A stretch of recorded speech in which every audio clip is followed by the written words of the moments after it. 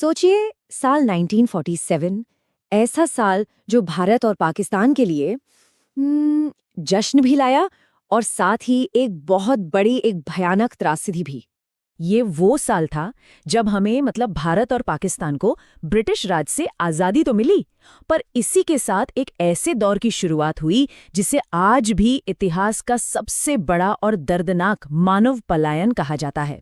सोचकर देखिए, एक तरफ आज़ादी की खुशी थी और दूसरी तरफ लाखों लोग थे जिन्हें अपने पुश्तैनी घर, अपनी ज़मीन, सब कुछ छोड़ने पर मजबूर कर दिया गया।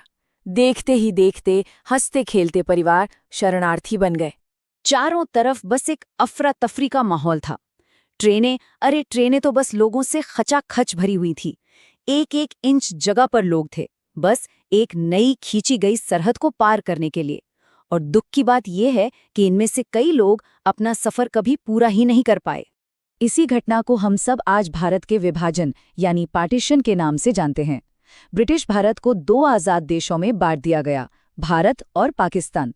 और इस बंटवारे ने धर्म के नाम पर करीब करीब 1.5 करोड़ लोगों को अपनी जड़ों से, अपने घरों से उजाड़ दिया। और ये कोई छोटा मोटा पलायन नहीं था, इसे आज तक का सबसे बड़ा जबरदस्त पलायन माना जाता है। तो सवाल ये उठता है कि आखिर ऐसा हुआ क्यों? इतना बड़ा पलायन, इसकी शुरुआत कैसे हुई? चलिए जरा इसके कारणों को समझते हैं। देखिए, जैसे ही विभाजन की घोषणा हुई ना, हालात बहुत तेजी से बिगड़ने लगे। सबसे बड़ा डर था सांप्रदायिक हिंसा का, यानी धर्म के नाम पर मारकाट का डर। ऊपर से अफवाहें और छोटी मोटी झड़पें, इन्होंने आग में घी का काम किया। और लोगों को लगा कि भाई अब तो जान बचाने का एक ही रास्ता बचा है, किसी तरह बस सीमा पार कर लो। और सबसे हैरानी की बात जानते क्या है?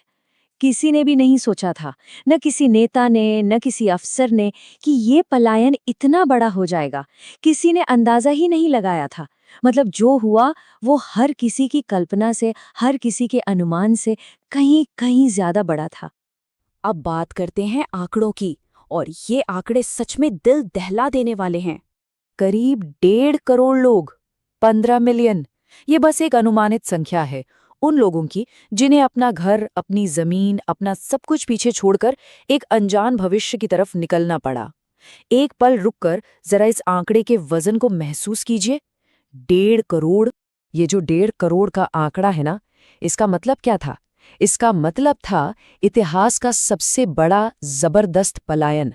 इसका मतलब था कि पूरे के पूरे गांव वीरान हो गए, खाली हो गए।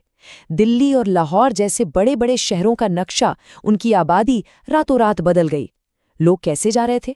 कोई ट्रेन से, कोई ट्रक से, कोई बैलगाड़ी से, और जिसके पास इनमें से कुछ भी नहीं था वो बस पैदल ही चल पड़ा, सैकड़ों मील। लेकिन ये सफर सिर्फ लंबा ही नहीं था, ये जानलेवा भी था, बेहद खतरनाक। खास तौर पर उन ट्रेनों में जो बेचारे शरणार्थियों को लेकर सीमा पार जा रही थीं। उन लाखों लोगों के लिए ये ट्रेनें ही उम्मीद की आखिरी किरण थीं। लोग डिब्बों के अंदर तो थे ही, दरवाजों से लटके हुए थे, और यहाँ तक कि छतों पर बैठकर अपनी जान बचाने के लिए सफर कर रहे थे। पर इन उम्मीद से भरे सफरों का एक बहुत ही भयानक, एक स्याह पहलू भी था। भारत और पाकिस्तान के बीच चलने वाली इन ट्रेनों पर अक्सर हिंसक भीड़ हमला कर देती थी। और कई बार ऐसा हुआ कि ट्रेनें जब अपनी मंजिल पर पहुंची तो उनमें जिंदा इंसानों का शोर नहीं, बल्कि सिर्फ खामोशी थी, लाशों की खामोशी। ये एक लाइन ही शायद उस हिंसा की भयावहता को बताने के लिए काफी है। तो अब उनकी बात करते हैं जो किसी तरह जैसे तैसे सीमा पार करने में कामयाब हो गए। पर क्या उनकी मुश्किलें खत्म हो गई? नहीं, उनके लिए चुनौती अभी खत्म नहीं हुई थी। अब तो असल लड़ाई थी, सब कुछ शून्य से, बिल्कुल जीरो से दोबारा शुरू करने की। जो लोग बचकर पहुंचे उनका पहला ठिकाना बने रेफ्यूजी कैंप्स, यानी शरणार्थी शिविर। दिल्ली, पंजाब, लाहौर, इन सब जगहों के पास बड़े बड़े अस्थायी कैंप्स बनाए गए। लेकिन हालात बहुत खराब थे। न खाने को पूरा था, न सर पर ढंग की छत, न दवाइयाँ।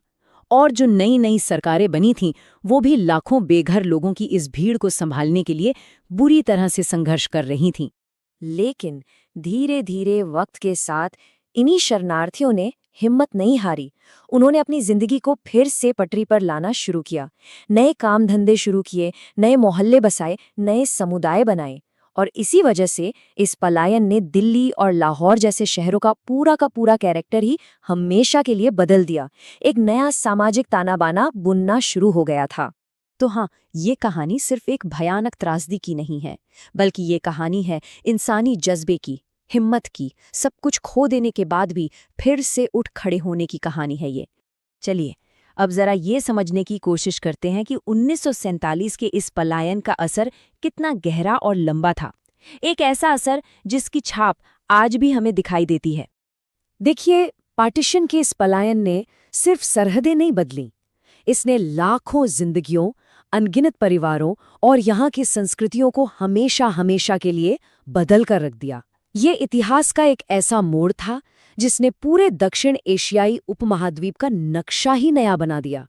और ये सब हमें एक बहुत ही गहरे सवाल पर लाके छोड़ देता है कि अगर हम मानते हैं कि इतिहास हमारे आज को बनाता है, तो सोचिए वो एक घटना 1947 का वो पलायन आज भी दक्षिण एशिया की राजनीति को, यहाँ के समाज को और हमारे आपसी रिश्तों को किस तरह से प्रभावित कर रहा होगा।